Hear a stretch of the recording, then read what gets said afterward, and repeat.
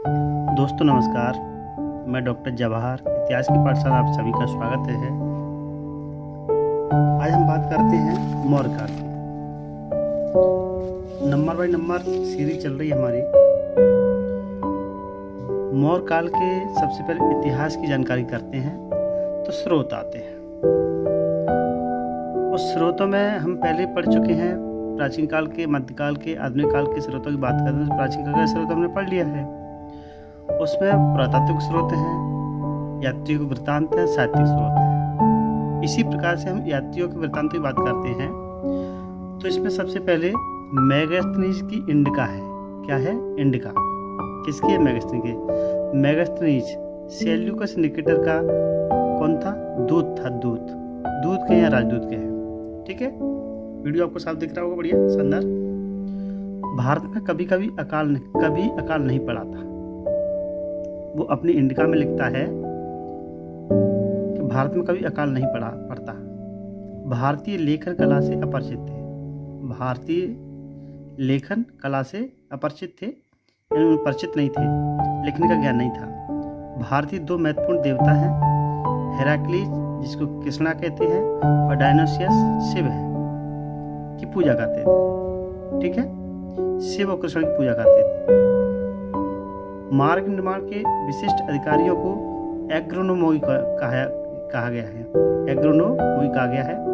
नगर प्रशासन के लिए जिम्मेदार अधिकारियों को एस्ट्रोनोमोई कहा जाता था। क्या कहा जाता था? एस्ट्रोनोमोई कहा जाता था। और आगे बढ़ते हैं। कौटिल्यकृत अर्थशास्त्र पहली का इंडिका है मेगास्थनी की। अब है अर्थशास्त्र के जनक कौन है? कौटिल्य है। चाणक्य का मूल नाम विष्णुगुप्त है और भारत का इनको मैकियावेली कहते हैं। तो विष्णुगुप्त, चाणक्य और कौटिल्य तीन नाम हमें मिलते हैं। इससे मौर्यकालीन प्रशासन की पूरी जानकारी मिलती है। इसमें राज्य के सप्तांग संबंधी विचारधारा का उल्लेख किया है।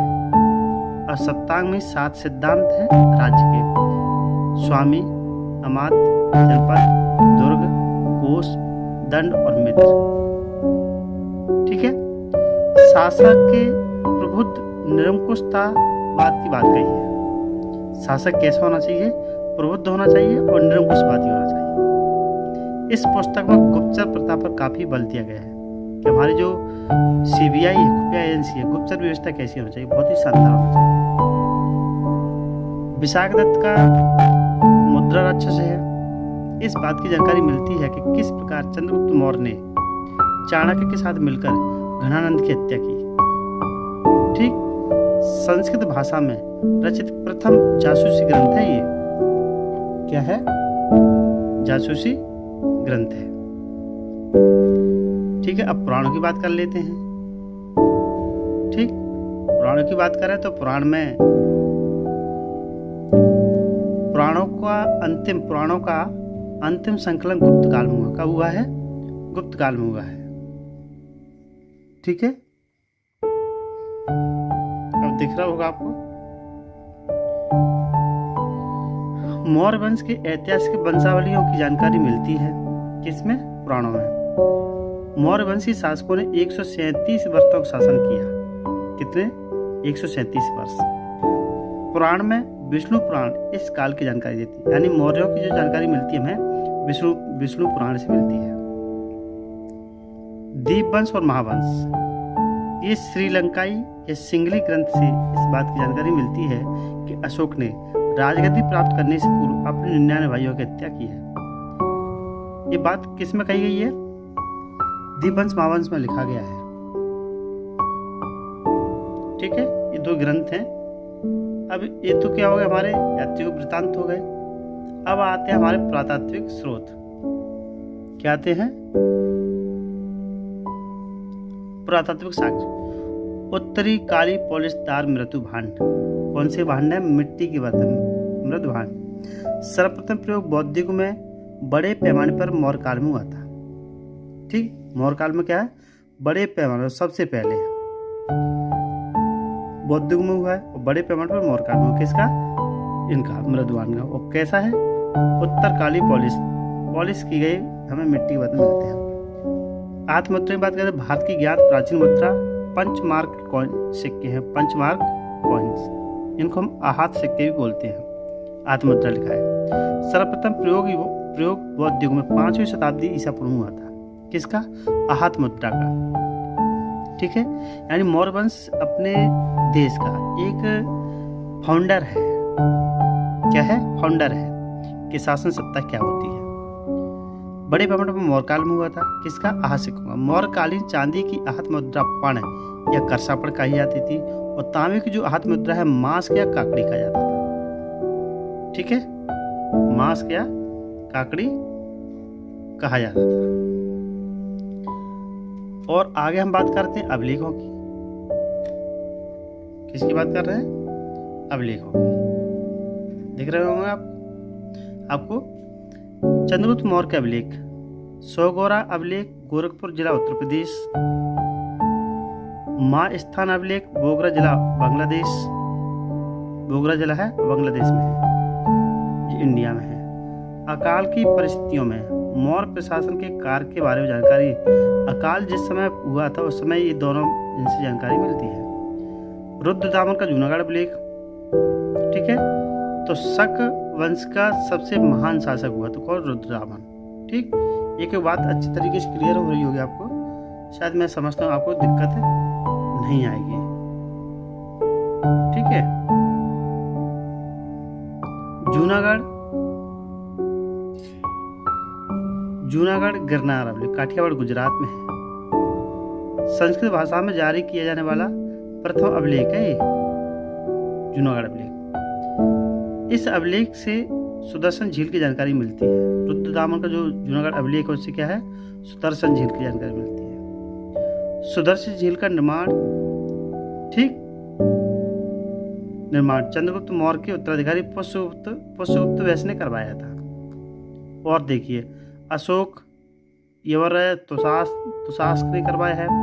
रुद्रदामन, सुविशाख, स्कंदगुप्त, चक्रपालित।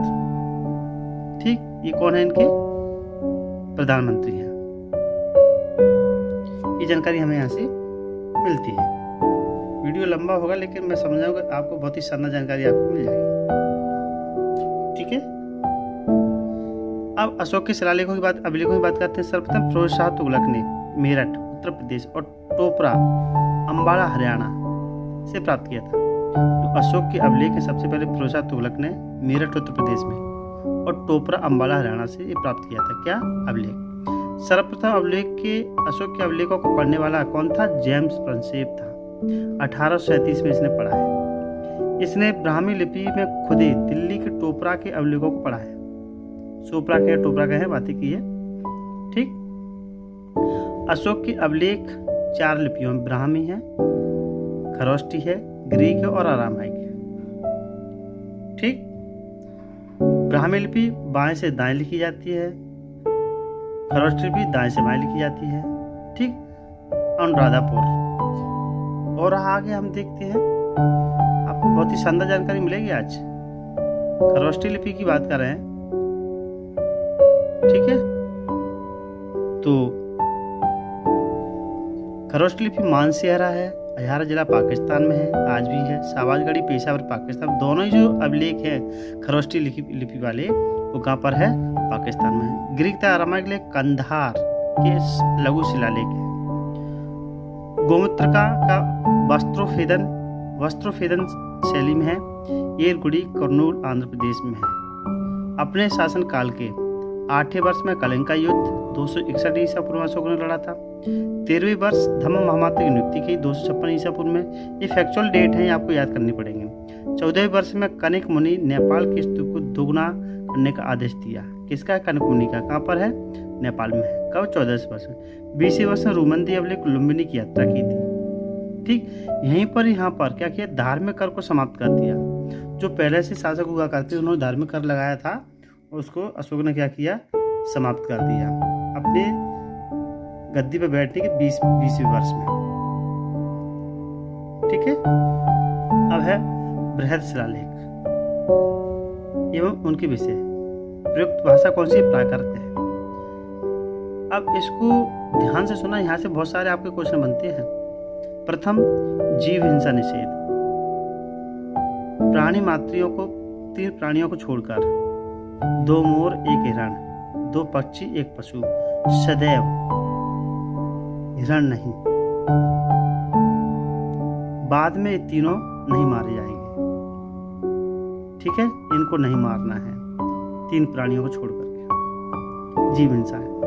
इसी गौतम बुद्ध ने पहली बात कही थी, प्राणात पाता बेरमणि सिक्खापद समाज में, प्राणी मात्र की अकारण हिंसा नहीं करूंगा। लेकिन उन्होंने पहले अभिलेख में क्या लिखा? जीव हिंसा। पहले भी जो भी शासक हुआ करते जीव हिंसा बहुत करते थे।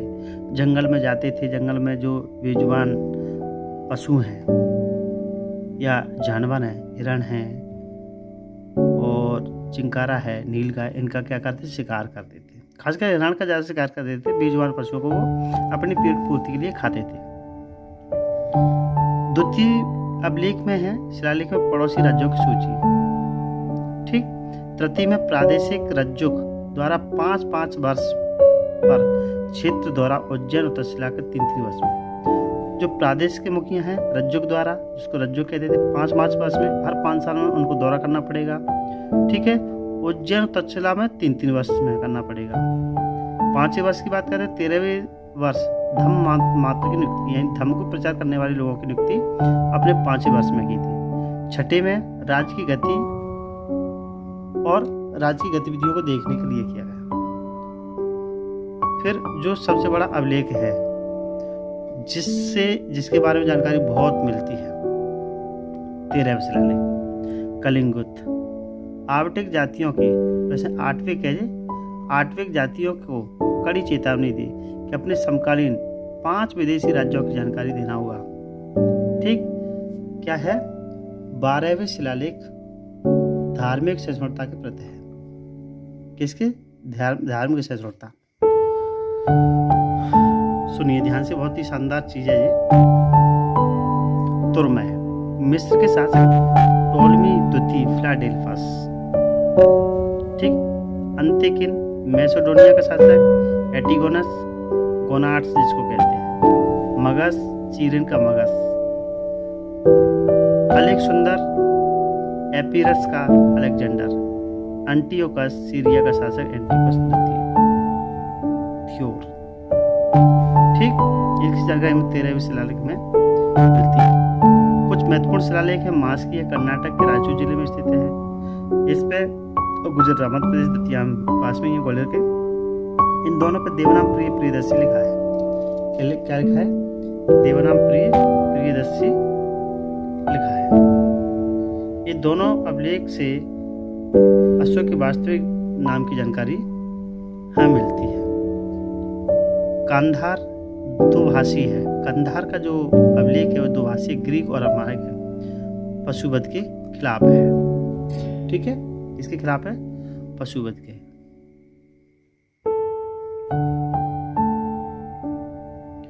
बाबरू अभिलेख मध्य प्रदेश राजस्थान की सीमा पर स्थित जयपुर में स्थित है। कहाँ पर है बाबरू अभिलेख?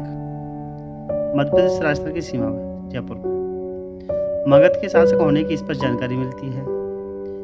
नाम का प्रियदर्शी राजा मागधे लिखा है। इसे बौद्ध धर्म के निचोड़ है इसमें पूरा बाबरू शिलालेख।